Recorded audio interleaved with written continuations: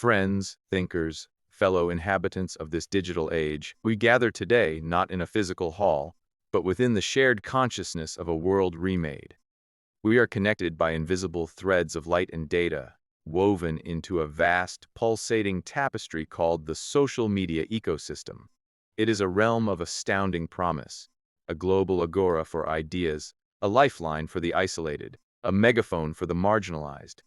Yet, within this brilliant constellation, a shadow grows, a pervasive, whispering, often blinding shadow of hypocrisy. Not the simple, private hypocrisy of old, but a new, engineered, and performative hypocrisy amplified to deafening volumes. It is this chasm between our curated digital selves and our messy human reality that I wish to explore, a chasm 30,000 letters wide, filled with the echoes of our dissonance. We must first understand the stage. Social media is, by architectural design, a theater. Every profile is a stage, every post a performance, every like and share a round of applause. The currency is not truth, but attention, not integrity, but engagement. Algorithms, those indifferent gods of the digital realm, reward not nuance, but extremity, not sober reflection, but visceral reaction. They feed on outrage and idolatry, creating economies where moral posturing yields higher dividends than moral consistency. And here, in this theater, the modern hypocrite is born, not as a villain, but often as a willing participant in a collective charade. We are all, to some degree, cast in this play, the curated self, the hypocrisy of omission. Our most fundamental hypocrisy is one of editing, but we present a highlight reel as a documentary. We showcase our resilience, hiding our breakdowns. We parade our gourmet meals while our secret shame scrolls happen over cold cereal. We preach authenticity from behind layers of filters, carefully selecting which fragments of our truth to illuminate. This is not merely vanity. It is the creation of a comparative universe, where everyone else's staged finale is measured against our own raw, behind-the-scenes chaos.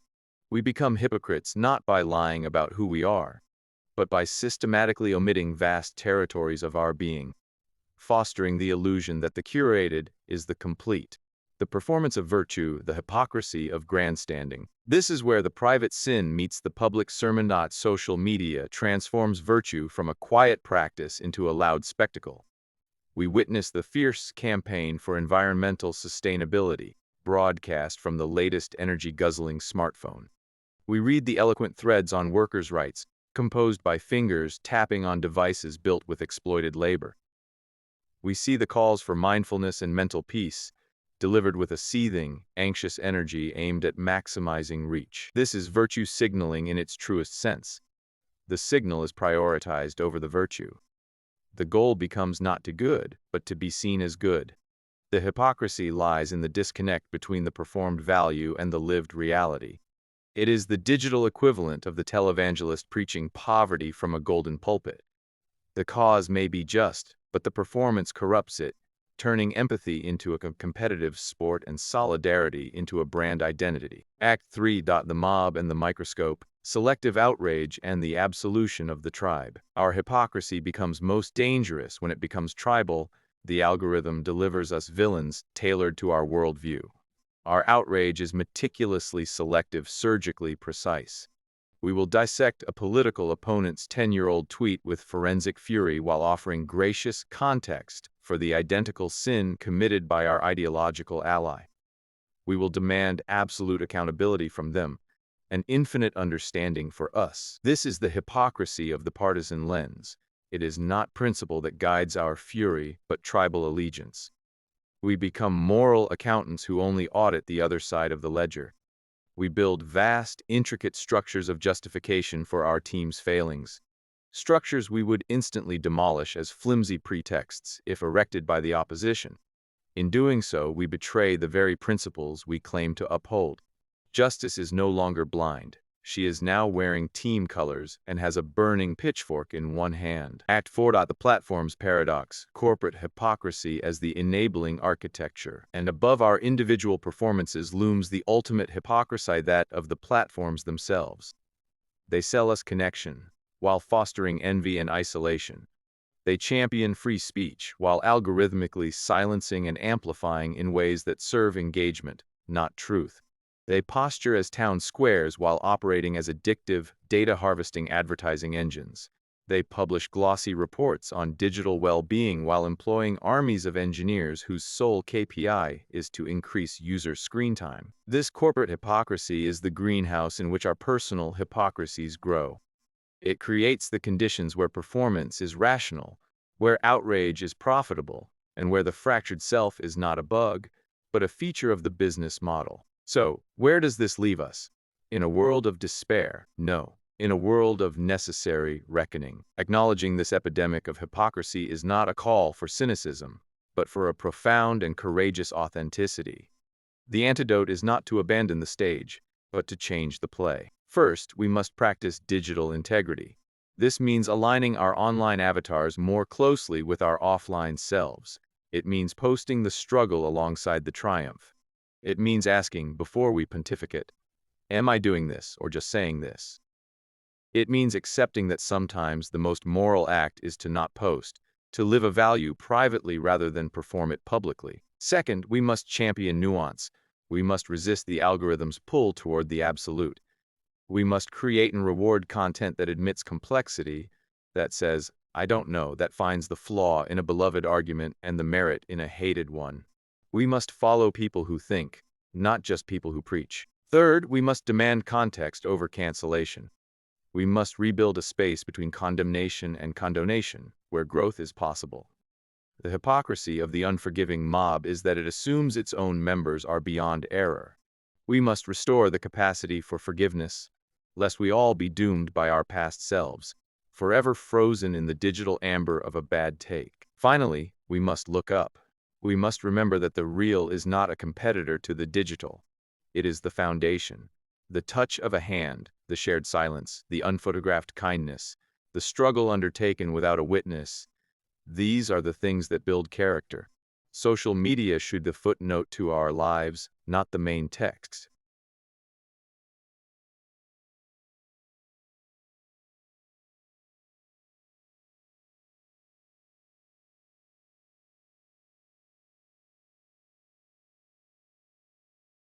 The mirror social media holds up to us is fractured.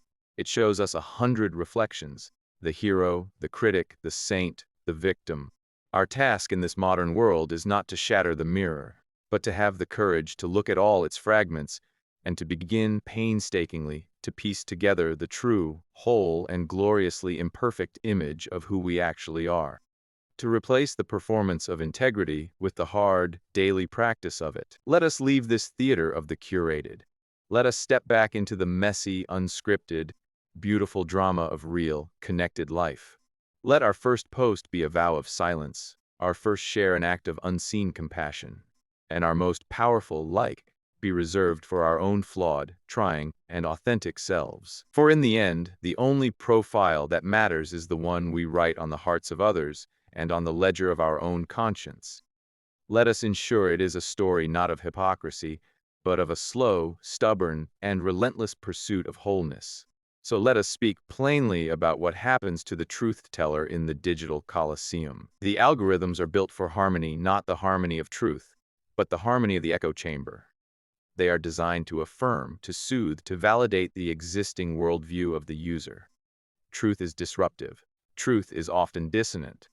Truth, especially inconvenient truth, is a system error.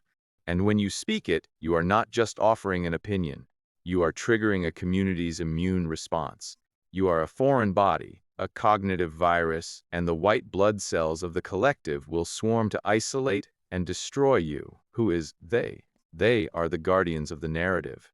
Every tribe, every ideology, every subculture on these platforms coalesces around a set of accepted narratives. These narratives are the glue of belonging. To question even a minor strand of that narrative is not seen as a critique of an idea, but as an act of betrayal against the tribe itself. You are not wrong.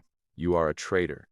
And traitors are not debated. They are excommunicated. They are the investors in the persona. We spoke of the curated self. That curated self is a carefully constructed financial, social, and emotional investment. The truth teller, by exposing a wider reality, threatens that investment.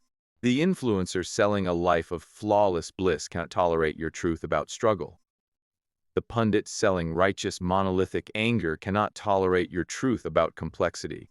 You are not just speaking facts, you are devaluing their stock. And they will short yours. They are the beneficiaries of the silence. Hypocrisy thrives in the dark corners of unspoken agreements.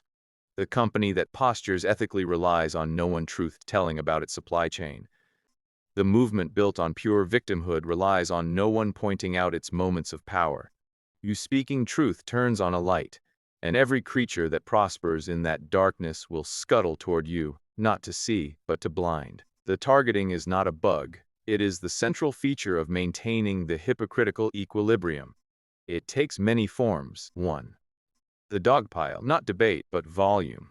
A tsunami of notifications, quotes, and replies designed not to refute, but to overwhelm. It is a punishment by sheer mass. Its goal is exhaustion. Its message is, see what happens when you speak? Suffocate under the weight of our collective disapproval. 2. The decontextualization. Your lifetime of words is mined for the one sentence that can be twisted. Your nuance is stripped, your history ignored. A 500-word post of careful thought is reduced to a 3-word gotcha screenshot that becomes your new digital tombstone. 3. The attribution of malice. Your motive cannot be a love of truth. It must be hatred, bigotry, jealousy, or a hunger for fame. Your character must be assassinated so your argument can be ignored. Ad hominem is not a fallacy here. It is the primary weapon. 4. The real-world repercussion. The ultimate power of the mob to reach through the screen. The calls to your employer. The threats to your safety. The attempt to turn your digital exile into a material one. It screams, you will not just be silenced here. You will be erased everywhere. So why speak? If the cost is so high, why not just play the game, polish our own hypocrisies, and trade in the comfortable currency of the tribe? Because the silence is a slower death. The silence is a lie we tell ourselves every minute we scroll past the manufactured reality and say nothing. It is the death of our own integrity, cell by cell. The truth-teller's task, therefore, is not to avoid being targeted. It is to understand that being targeted is often the only proof that you have hit the nerve of the hypocrisy. The absence of backlash is not a sign of success. It may be a sign of complicity. This does not mean being reckless. It means being strategic and rooted. Root your truth in evidence, not just feeling. A truth built on data, documented history, or personal, accountable experience is harder to dismiss as mere trolling. Speak from your own scar, not from others' wounds. Authentic, witnessed truth has a weight that abstract pontification never will. Build your community outside the algorithm.